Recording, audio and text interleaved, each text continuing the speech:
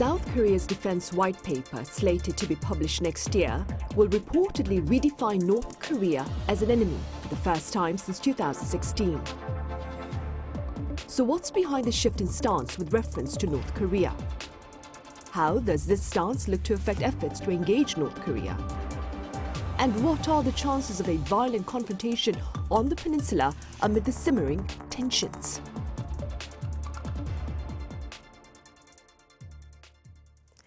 Welcome to Issues and Insiders. Today we revisit the standoff between South and North Korea amid the latter's missile provocations and nuclear ambitions. For more, I have Professor Kim Young-jun at the Korea National Defense University joining this session virtually from the US. Professor Kim, it's good to see you again.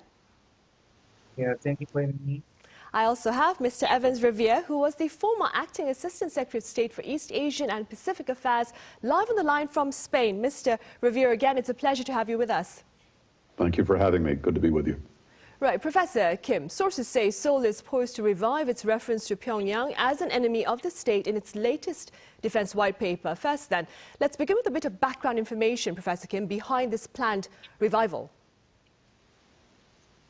Yeah, a title of enemy in the defense white paper has been changed over the administration because different administration has a different national security strategy. The Minister of National Defense has not published yet on the 2022 defense white paper, but has written its first draft including North Korean regime and the Korean People's Army as a main enemy in the defense white paper. Because of North Korea nuclear and missile threat are real and getting higher. So it is a main change of the defense white paper. Right, and that being said, Mr. Revere, what are the broader implications, that is, of South Korea's reference to North Korea as an enemy of the state? Well, let me make 3 quick points. First, obviously, during the Korean War, North Korean forces killed over 1 million South Korean citizens, kidnapped or tortured many thousands of others, and did horrific damage to South Korea. And of course, since then, North Korea has been responsible for the deaths of many more South Koreans. It has threatened to turn Seoul into a sea of fire. And in its recently announced nuclear strategy, North Korea has threatened to strike South Korea first with nuclear weapons, even if it is not attacked itself. So I don't think characterizing North Korea as an enemy is inappropriate or excessive. I think it just recognizes reality. Second, as a former diplomat, I don't think such characterizations need to be a barrier to dialogue, quite frankly. As an American diplomat over the years, I engaged in many dialogues, some of them quite useful, with North Korean so-called enemies. These dialogues occasionally produced some progress. So the characterization doesn't necessarily have to be a barrier to talking. But third, nevertheless, I think we should expect North Korea to be very displeased with this move, and I think their rhetoric in the coming days is likely to reflect that. Right. Staying with that, Professor Kim, there are some pundits who claim that referring to North Korea as a foe and not a friend may further jeopardize chances of constructive bilateral engagement. What are your thoughts on this? Do you expect tensions on the peninsula to worsen? While the Iran administration tried to engage in North Korea, the Minister of National Defense emphasized deterrence and defense against the North Korean nuclear missile threat because of those threats are real. So it is not new, and it is does not mean Iran administration wants to increase the tension. North Korea will become a possible provocation for the next year, but not because title of enemy in the defense white paper, but they want to do something by increasing tension on the Korean peninsula. So we need to try to open dialogue with the North Korea. At the same time, we need to increase our deterrence measure against North Korea. Right.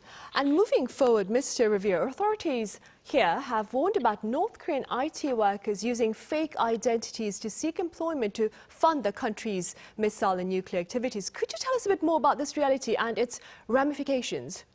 Well, many years ago, an organization I worked for was cooperating with a major U.S. university to provide IT and computer training to North Korean students. At the time, I expressed some objection to this because it made, at least to me, little sense that we should be introducing North Korean students to technologies that ultimately could be used against us. Back then, my views were controversial. Today, they are not. Today, there's ample evidence to show how North Korean IT experts have established very sophisticated hacking networks that have stolen millions of dollars that are being used to fund Pyongyang's weapons of mass destruction programs. And I think our political leaders, quite frankly, have an obligation to do everything possible to prevent this from happening anymore. And I think that's why you're hearing these warnings right now.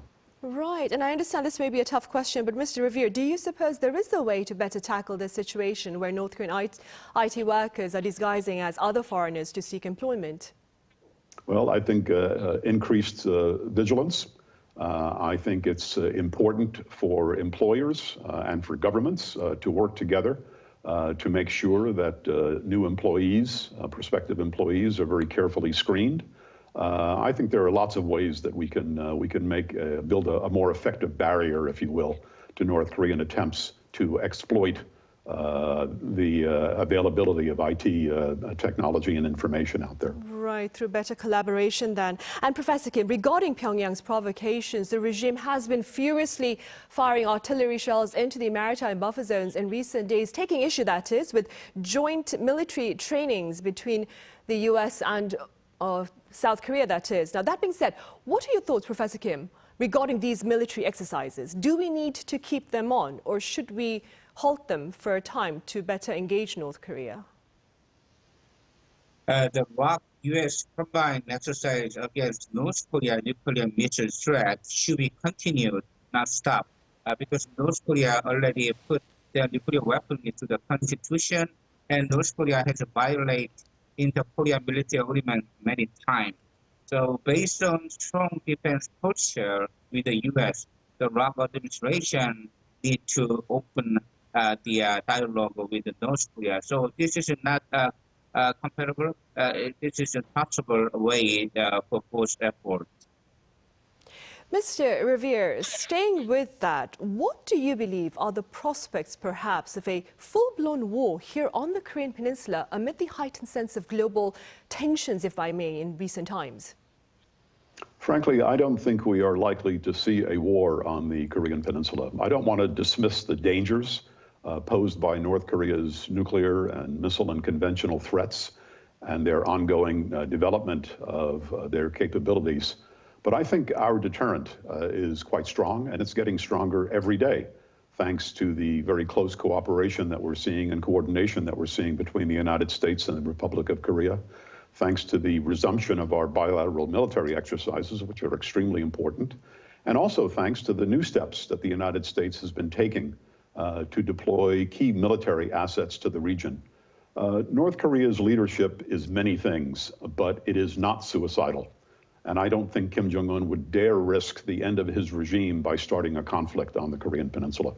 Right. And that being said, Professor Kim, do you believe Kim Jong-un would risk the chance of conducting a 7th nuclear test in the near future?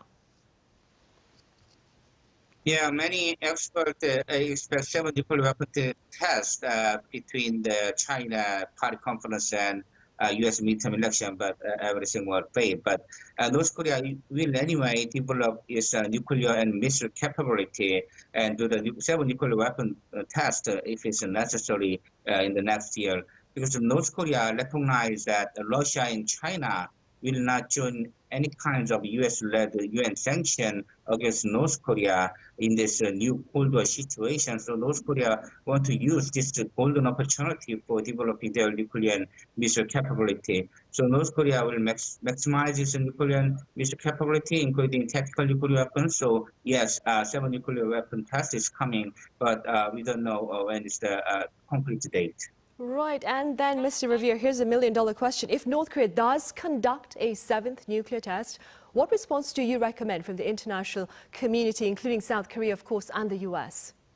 I think the most important thing for the U.S., the ROK, and the international community to do is to increase the cost to North Korea of its provocative behavior.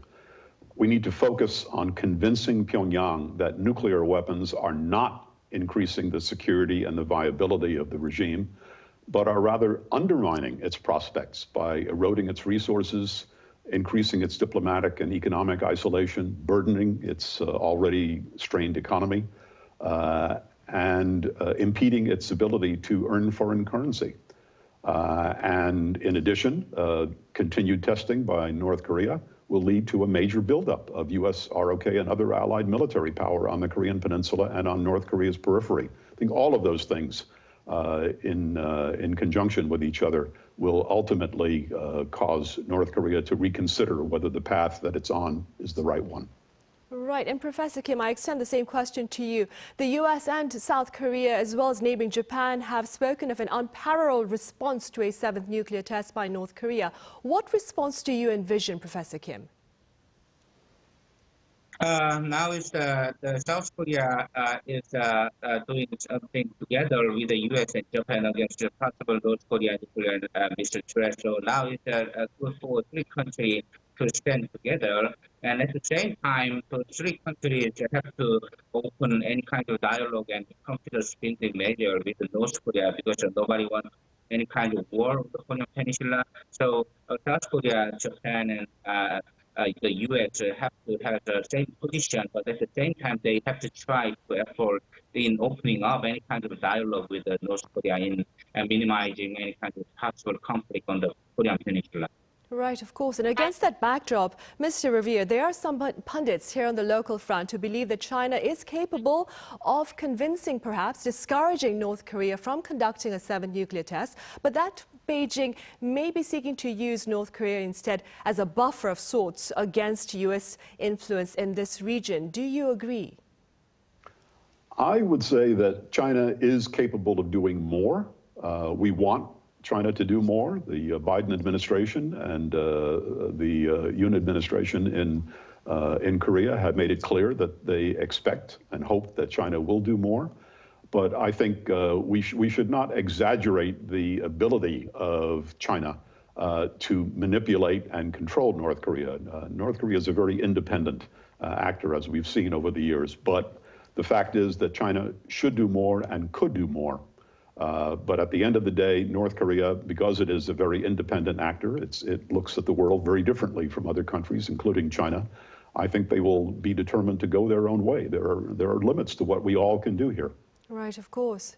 Professor Kim, other pundits claim that we need to seek a two-track policy with regard to North Korea, perhaps send humanitarian aid first before simply demanding a surrender of nuclear or missile efforts. What are your thoughts on this?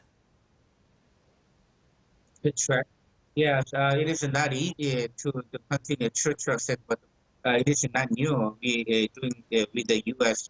over the 3 decades when North Korea started the first nuclear weapon test. So we really expect to North Korea opening up any kind of COVID vaccination, the support from South Korea or the U.S. or international community. But at the same time, we have to try to minimize any possible provocation from North Korea or seven nuclear weapon tests, because it is not helpful for the North Korean regime or North Korean people to have their good way of life. So everybody recognizes North Korea, Kim Jong-un wants to have a better quality of life for their people, but seven nuclear weapon tests does not guarantee any kind of thing. So we try to continuously two-track strategy for the North Korea, and we expect any response from them.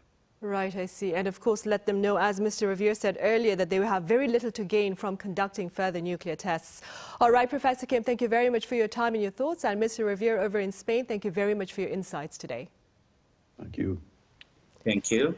Right, well, that is all the time we have for this edition of Issues and Insiders. Thank you for watching. We'll be back same time tomorrow.